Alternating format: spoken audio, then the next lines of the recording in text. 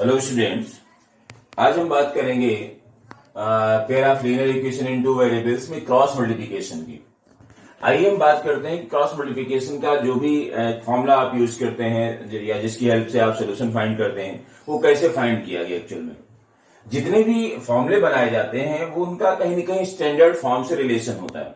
हम standard form की help से उसको बनाने की कोशिश करते हैं। तो आपको ध्यान होगा कि हमने लीनियर इक्वेशन की जो स्टैंडर्ड फॉर्म आपको बताई थी टू वेरिएबल्स में, वो बताई थी a1x plus b1y plus c1 equal to 0, या फिर a2x plus b2y plus c2 equal to 0, a3x b3y c3, है ना। इस तरीके से आपको करना था। हमने आपको बताया था फर्स्ट इक्वेशन में आप a1 b1 c1 करेंगे, सेकंड इक्वेशन में a2 b2 c2 करेंगे। x का जो कोफिशिएंट है वो a1 होता है, y का कोफिशिएंट होता है उसको b1 कहते हैं। ये स्टैंडर्ड फॉर्म होती है। तो जितने भी फॉर्मूले बनाए जाते हैं उन सब फॉर्मूले में हम स्टैंडर्ड फॉर्म को ही लेते हैं। स्टैंडर्ड फॉर्म की हेल्प से हम एक फॉर्मूला बनाते हैं और फिर उस फॉर्मूले को हम क्वेश्चन पे अप्लाई कर देते हैं। क्योंकि अगर हमारा क्वेश्चन इस फॉर्म में होगा तो आंसर भी उसी फॉर्म में होगा जो हमने वहां पर फॉर्मूला बनाया हुआ है, जो डेरिवेशन किया हुआ है, उससे जो भी हमें रिजल्ट मिल रहा है उसकी हेल्प से हम उसको फाइंड करते रहते हैं। तो आइए बात करते हैं, आज हम स्टैंडर्ड फॉर्म के जो क्वेश्चन है उसको सॉल्व करने की कोशिश करेंगे और सॉल्व करके हम लोग जो है एक फॉर्मूला डिराइव करेंगे। उस फॉर्मूले की हेल्प से हम आगे क्वेश्चन सॉल्व करेंगे। तो ध्यान दीजिए, हमने जो इक्वेशंस आपको बताई थी वो थी a1x plus b1y plus c1 equal to 0 first equation, a2x plus b2y plus c2 equal to 0, ये सेकेंड इक्वेशन। अब हमें क्या करना है, इन दोनों इक्वेशंस को सॉल्व करना है। सॉल्व करने के लिए हम वही एलिमिनेशन मेथड यूज करेंगे और एलिमिनेशन मेथड यूज करके हम इसका एक सोल्यूशन फाइंड करेंगे। तो ध्यान दीजिए, ये फर्स्ट इक्वेशन है और ये है सेकेंड इक्वेशन। अब हमने क्या बताया एलिमिनेशन मेथड में कि किसी एक वेरिएबल की वैल्यू इक्वल करनी पड़ेगी। अब यहां पर देखिए a1x है तो नीचे a2x है, या पर यहां पर b1y है तो नीचे b2y है। तो ये तो कैंसिल नहीं हो सकता क्योंकि हमें एलिमिनेट करना किसी एक वेरिएबल को। तो हम क्या करते हैं कि इस फर्स्ट इक्वेशन को मल्टीप्लाई कर दें a2 से और सेकेंड इक्वेशन को मल्टीप्लाई कर दें जो है से a2 से हमने कर दिया, इसको a1 से कर दें। तो उससे क्या होगा कि यहां पर a1 a2x बन जाएगा और नीचे भी a1 a2x बन जाएगा। ठीक है, तो उससे क्या मिलेगा कि ये x वाला टर्म इक्वल हो जाएगा। तो फर्स्ट इक्वेशन को मल्टीप्लाई कर देते हैं, क्या लिखेंगे, जब a2 से मल्टीप्लाई करेंगे तो आ जाएगा a1x प्लस b1 a2। ध्यान दें, इसमें सीक्वेंस हम 1 2 3 की फॉर्म में लेंगे। तो b1 पहले लिखेंगे और a2 साथ में आएगा, b1 a2 y प्लस यहां पर ये a1 a2 है, a1 a2x है क्योंकि हम a2 से मल्टीप्लाई कर रहे हैं। तो a1 a2x plus b1 a2y plus c1 a2 equal to 0। दूसरी इक्वेशन को हम a1 से मल्टीप्लाई करें तो ये तो a1 a2x ही रहेगा, प्लस यहां पर जब आप मल्टीप्लाई करेंगे तो हो जाएगा a1 b2 y, क्योंकि a1 इसको मल्टीप्लाई करेगा तो a1 और b2 तो पहले से ही है, plus a1 c2 equal to 0। अब उसके बाद मैंने क्या बताया आपको कि जब वैल्यू इक्वल हो जाए फिर ये देखिए कि अगर सेम साइन है तो सब्ट्रैक्ट कर दिए, अपोजिट साइन है तो ऐड करिए, क्योंकि हमें यहां पर इसको कैंसिल करना होता है और कैंसिल तभी हो सकता है, उसकी वैल्यू 0 तभी हो सकती है जब वैल्यू सेम हो और साइन अपोजिट हो। तो यहां पर सेम साइन है, वैल्यू तो सेम है, साइन सेम है, इसलिए हम इसके साइन को चेंज करने के लिए क्या करेंगे, सब्ट्रैक्ट करेंगे। तो सब्ट्रैक्ट करने में मैंने बताया आपको कि साइन चेंज करने पड़े जितने भी टर्म्स होते हैं। तो यहां पर ये माइनस हो जाएगा, ये माइनस हो जाएगा, ये माइनस हो जाएगा और यहां पर तो कोई मतलब ही नहीं, 0 ये दोनों तरफ। तो यहां पर आपने इसको क्रॉस कर दिया, इसकी वैल्यू 0 हो गई। अब आप ध्यान से देखिए, यहां पर मिला आपको b1 a2 plus b2 a1 कह सकते हैं, या a1 b2, नहीं माइनस हो गया है यहां पर क्योंकि नीचे वाला साइन हम लेंगे। तो ये नीचे वाला साइन लेंगे तो क्या हो जाएगा, b1 a2y minus a1 b2 minus a1 b2 y, और ये वाले टर्म चाहे तो आप राइट हैंड साइड में कर दीजिए।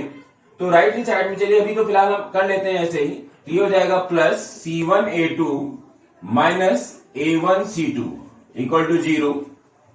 या फिर हम इसमें इतना पोर्शन इधर कर लेते हैं, उस पोर्शन को उधर कर दें, और यहां से हम इतने पार्ट से y कॉमन भी ले सकते हैं। तो जब हम y कॉमन ले लेंगे इतने पार्ट से, क्या आ जाएगा, b1a2 minus a1b2 equal to, इस वाले पार्ट को उधर कर दीजिए, तो क्या हो जाएगा, ये माइनस वाला पार्ट पहले ले लीजिए, तो हो जाएगा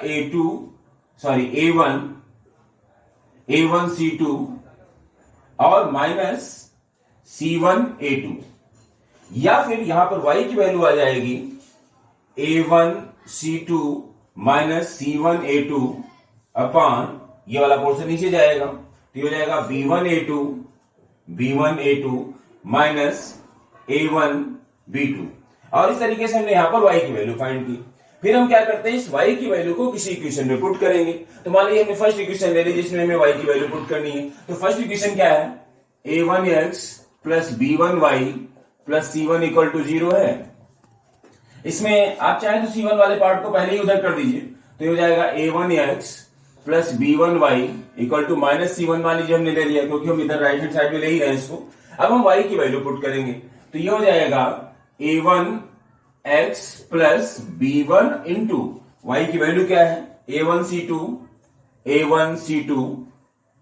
a1 ये a है, a1c2 minus c1a2 upon b1a2 minus a1b2, और ये तो y की वैल्यू हमने पुट की इक्वल टू माइनस c1 आ जाएगा, माइनस c1। ठीक, अब हमें क्या करना है, b1 से मल्टीप्लाई करना है। तो जब आप b1 से मल्टीप्लाई करेंगे तो यहां पर नीचे देखिए b1 तो दोनों जगह नहीं आ रहा है, अगर दोनों होता b1 तो हम b1 कॉमन लेकर के इस b1 को कैंसिल कर देते।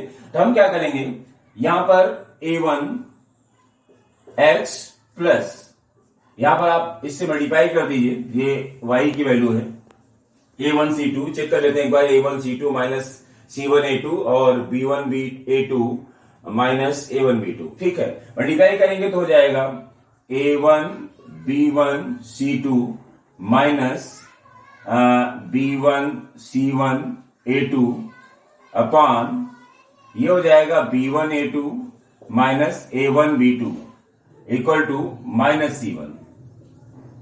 c1, ये हुआ। अब हम क्या करेंगे, इसको उधर ले जाएंगे जो है राइट हैंड साइड में, तो ये हो जाएगा a1x equal to minus c1 तो पहले से ही है, माइनस ये वाला पूरा फ्रैक्शन उधर जाएगा, तो ये हो जाएगा a1b1c2 माइनस b1c1a2 अपॉन, ये माइनस का साइन हमने लगाया हुआ, तो ये इतना फ्रैक्शन लिया जाएगा, और नीचे हो जाएगा b1, ये उधर ले जाना, b1a2 माइनस a1b2। ठीक, मतलब माइनस c1 ये पहले से ही जो राइट हैंड साइड में था, और ये वाला पोर्शन हमने इधर किया हुआ है। अब हम एलसीएम लेंगे, तो एलसीएम लेंगे तो यही एलसीएम बनेगा, और ये फाइनली यहां पर मल्टीप्लाई हो जाएगा करके। तो क्या हो जाएगा, a1x इक्वल टू, यहां पर आप जब इसको इससे मल्टीप्लाई करेंगे, माइनस से इसको मल्टीप्लाई करेंगे तो क्या आएगा, b1 माइनस का ये, क्योंकि ये पोर्शन इसको मल्टीप्लाई करेगा माइनस c1 को, तो ये पहला पार्ट माइनस में हो जाएगा, तो माइनस लगाया हमने, और b1c1a2, फिर ये माइनस c1 इसको मल्टीप्लाई करेगा तो प्लस का साइन लग जाएगा, और क्या आ जाएगा, a1c1b2, ये इसको मल्टीप्लाई कर दिया। और फिर क्योंकि जब एलसीएम लेंगे तो इस माइनस से इसके साइन चेंज हो जाएंगे, और तो कुछ होना नहीं है, तो ये तो हो जाएगा माइनस a1b1c2, और इस माइनस से ये प्लस बन जाएगा, प्लस b1c1a2, और इसका डिनोमिनेटर क्या आएगा, वही b1a2 माइनस a1b2। इतना पोर्शन हमने लिया। आइए इधर इरेज कर देते हैं, क्योंकि पूरा तो पार्ट इस पे नहीं आ पाएगा, क्योंकि आज हम डेरिवेशन की बात कर रहे हैं कि कैसे एक्चुअल में फॉर्मूला बना।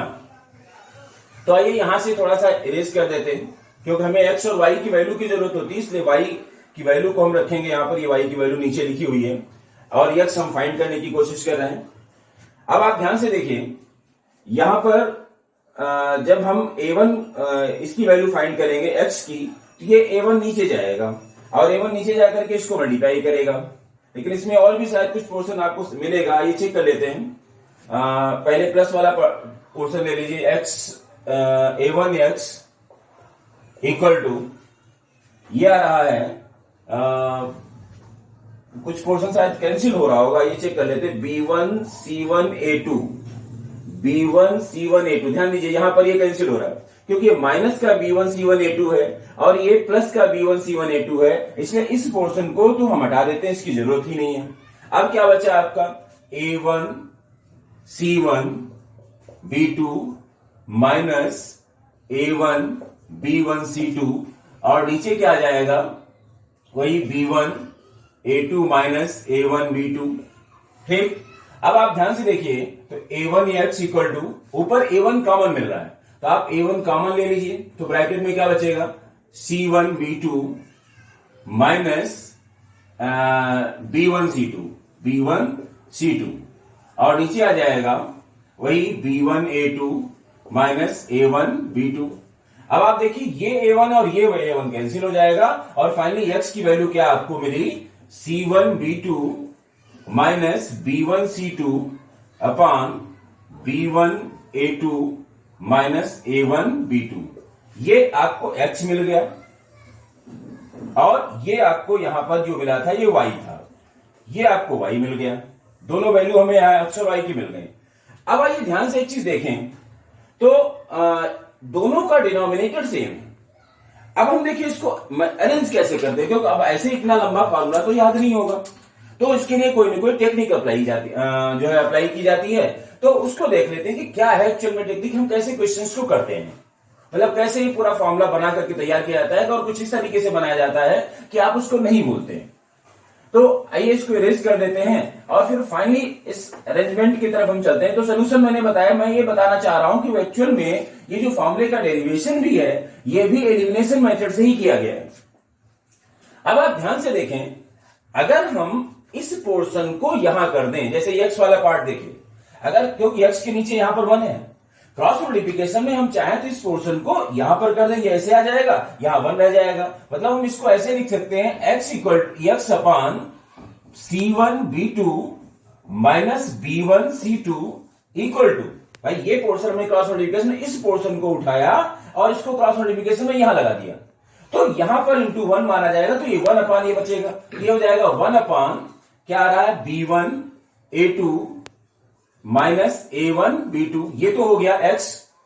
अब y के लिए आप देखिए वही चीज y भी कर सकते हैं, भाई y के नीचे हमने यहां पर 1 लगाया, ये पोर्शन यहां आ जाएगा, तो y अपान क्या हो जाएगा, y अपान हो जाएगा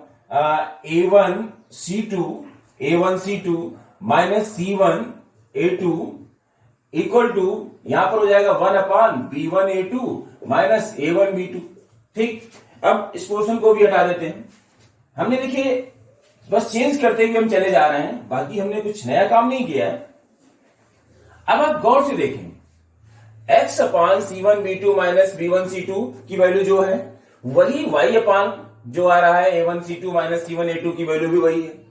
तो हम क्या इसको, ये दोनों का RHS तो इक्वल है, भाई ये इक्वेशन है पहली, ये दूसरी है, और दोनों का RHS इक्वल है, तो हम इसको एक साथ अगर लिखना चाहें तो ऐसे भी तो लिख सकते हैं, x upon c1b2 minus b1c2 equal to y upon a1c2 minus c1a2 equal to 1 upon b1a2 minus a1b2, ऐसे भी तो लिख सकते हैं इसको, एक रिलेशन आपको यहां पर मिला।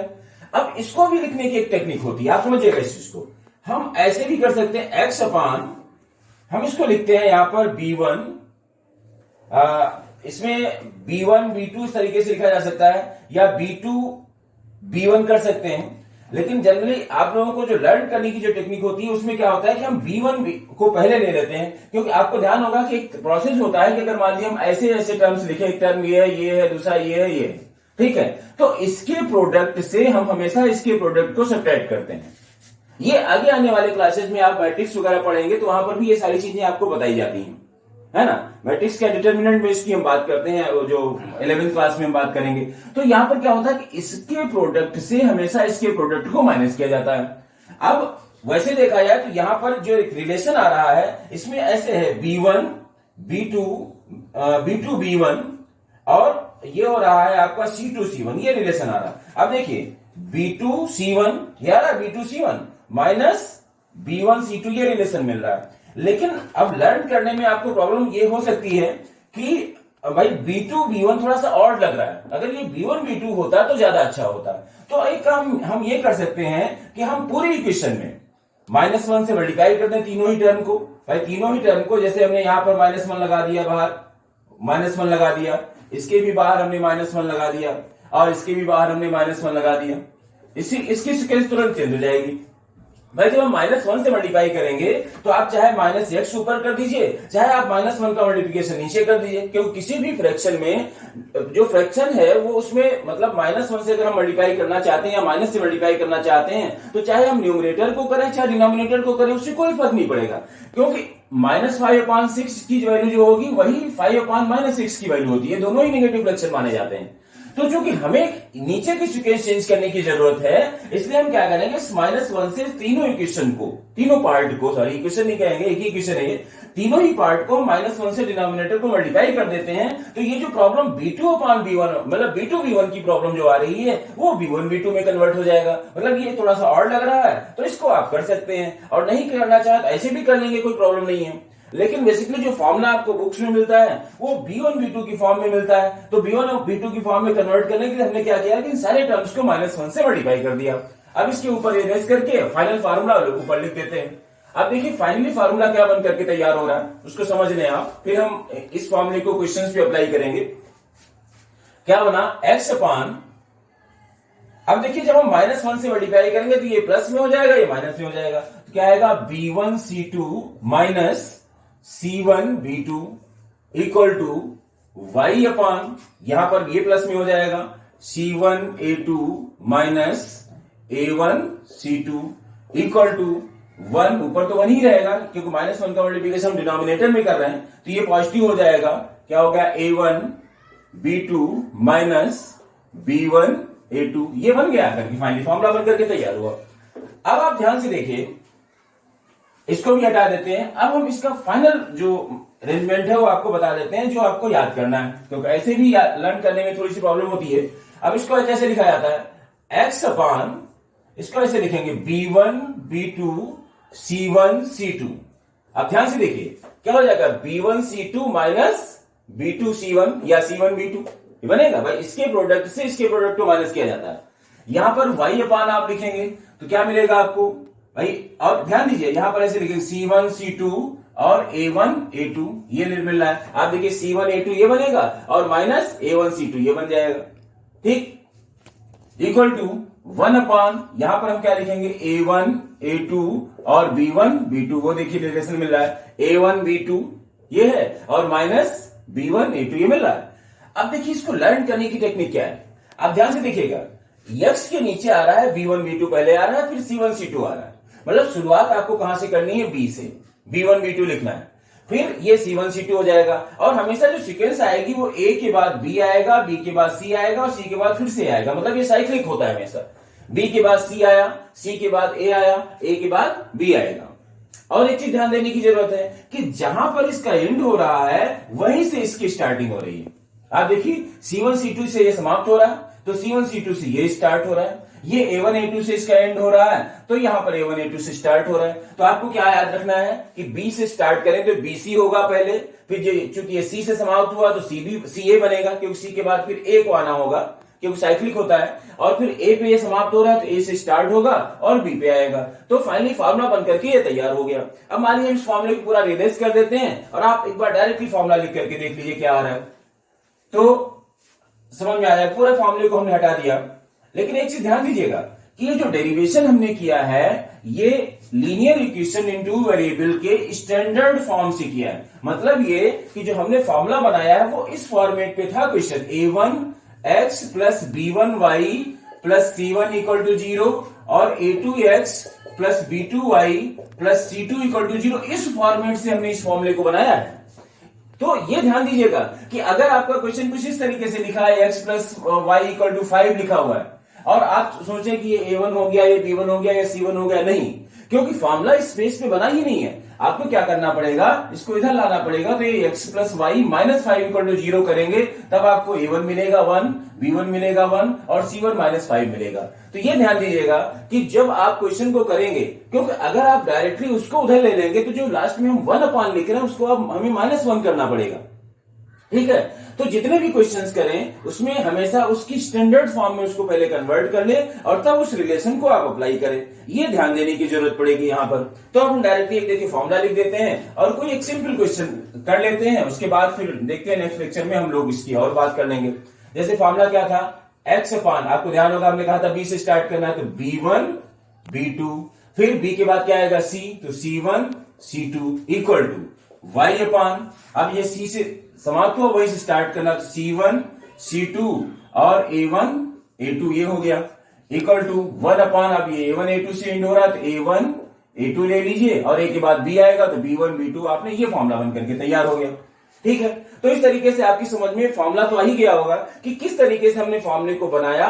तो फॉर्मूले को बनाने का तरीका वही है, एलिमिनेशन मेथड। एलिमिनेशन मेथड से हमने क्या किया कि जो स्टैंडर्ड फॉर्म में इक्वेशंस होती है उन इक्वेशंस को सॉल्व किया और सॉल्व करने के बाद हमने एक फॉर्मूला बना करके तैयार कर दिया, ठीक है। तो ये तो हुआ हमारा जो है लेक्चर नंबर 4, जिसमें हमने पूरे फॉर्मूले की आपको बात बताई कि किस तरीके से पूरा फॉर्मूला बनकर के तैयार हुआ। नेक्स्ट लेक्चर में हम इसी फॉर्मूले को अप्लाई करेंगे। क्रॉस मल्टीप्लिकेशन मेथड के जो क्वेश्चंस हैं इस एक्सरसाइज में, बेसिकली जो एक्सरसाइज नंबर 3.5 है उसमें क्रॉस मल्टीप्लिकेशन के क्वेश्चंस लिए गए हैं। तो कुछ एक दो क्वेश्चंस हम लोग क्रॉस मल्टीप्लिकेशन के करेंगे 3.5 एक्सरसाइज से नेक्स्ट लेक्चर में, और उसके बाद फिर जो अगला पार्ट आता है, equation reducible into a pair of linear equation two variables, तो किस तरीके से रिड्यूस करके क्वेश्चंस को सॉल्व करते हैं, तो उन सब की बात करेंगे। तो नेक्स्ट लेक्चर हमारा जो होगा वो 3.5 एक्सरसाइज के लिए होगा, लेक्चर नंबर 5, और एक्सरसाइज नंबर भी 3.5 होगा, जिसमें हम क्रॉस मल्टीप्लिकेशन मेथड के इस फॉर्मूले को, जो आज हमने इसको एक्सप्लेन किया हुआ है, इस फॉर्मूले को उस पर अप्लाई करेंगे क्वेश्चंस पर, और हम आपको बताएंगे कैसे इस फॉर्मूले की हेल्प से हम क्वेश्चंस को सॉल्व करते हैं, ठीक है। तो नेक्स्ट लेक्चर में हम लोग मिलते हैं। Thank you.